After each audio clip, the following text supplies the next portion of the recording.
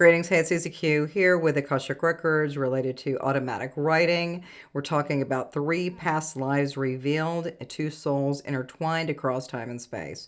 Now, when I'm working with the Akashic Records, they're my records. And sometimes I'll ask a person if they want to share anything, but I think just me sharing at this level is probably good enough for now. I'd like to do more of these with other people to see their perspectives. So today I did a video, the video Akashic Records to Automatic Writing, three past lives revealed, two souls intertwined across time and space. All right, so there's three different experiences through the records. And so when I look at the state of the Akashic Records, I got these gifts back in 2015, and I got a lot of other gifts, way too many, right? And then now everything is, fairly way more balanced than it had been before.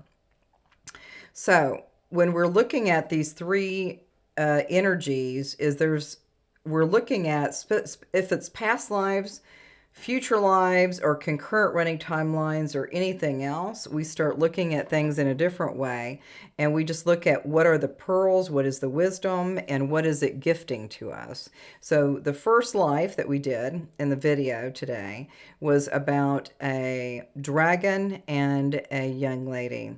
And from that energy, sometimes you could be kind of like feeling, oh, it's so grotesque, it's so different, that dragon. But I think in many other states of consciousness, they're, really divine beings, these dragons. And this dragon was, was kind of interesting because it was just so kind of old, and it just seemed like so ancient. It was such an ancient, slow moving dragon that was heading towards the mountain. And as that dragon was heading towards the mountain, the girl was actually witnessing that, and they had eye contact.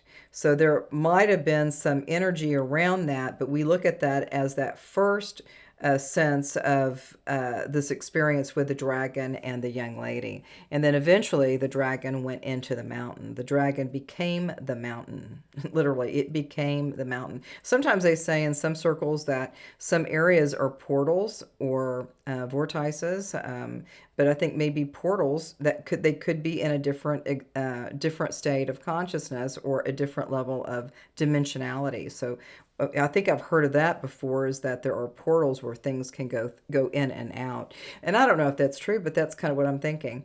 So the second one was kind of an ordinary, past life. And I think when I'm looking at it, that that past life might have been a parallel life, because it kind of felt kind of contemporary. It felt like another version of my consciousness with another person. And and what's next. I had a little bit of a vision about what they both look like. So sometimes we think it's going to be we're going to look the same, right? Well, we don't, but we know that connection, and that connection was really kind of letting us know that the young man, I don't know if they were married but they were at a party, and she was looking for him. And then she went into the bedroom, and there were two drawers on the floor, and they were empty. And then she went to the next bedroom, and there were two drawers that were empty and on the floor. And then he was gone. He was like totally gone. It's like, was he there originally, or was he in a kind of a different kind of level of a state of consciousness? I don't even know. But he just disappeared. It's like he dematerialized in a way. So sometimes we have what you might call like time travelers, or different types of beings coming on planet and going off planet. And this may be just too weird. Anyway, and then also with the third one is, again, these souls have been together. That was what I surmised from my Akashic records, is the things that are coming through are through my records, and it's part of my vibe. The third one that we worked with a very long ago past life was around the area of Egypt. And And then there were triangular systems, which I would call pyramids, and through that we didn't get too much from it because so some of these lives we have what we call a version of our physical reality, and I think that even in that first one with the dragon and the girl, that we could clearly see a dragon, we could clearly see a girl. The second one, we could see all the people at the party, and even when I was looking at the second one, when that man left, I never actually got to see his face, but he was there, and then it's like he was gone, like where did he go? And so that third one with the Egyptian energies, there was no essence of a visual interpretation. And it for me, when I look at it now in a deeper, different perspective, I would say that we were just in spirit, or we were other kinds of beings. It kind of felt like it was from another space, another place, and we're not like what we would call humans. We would be maybe spirit or something different. I can't really discern what that is. But the big key on that one was that we had some. There wasn't much details about that third past life, but we start working with what we do have. So we found that there were some coordinates, there was some numerology, there was some other guideposts for a possible another visitation with these two souls. And so I don't focus too much on the story or that person or me or what the cat down the street.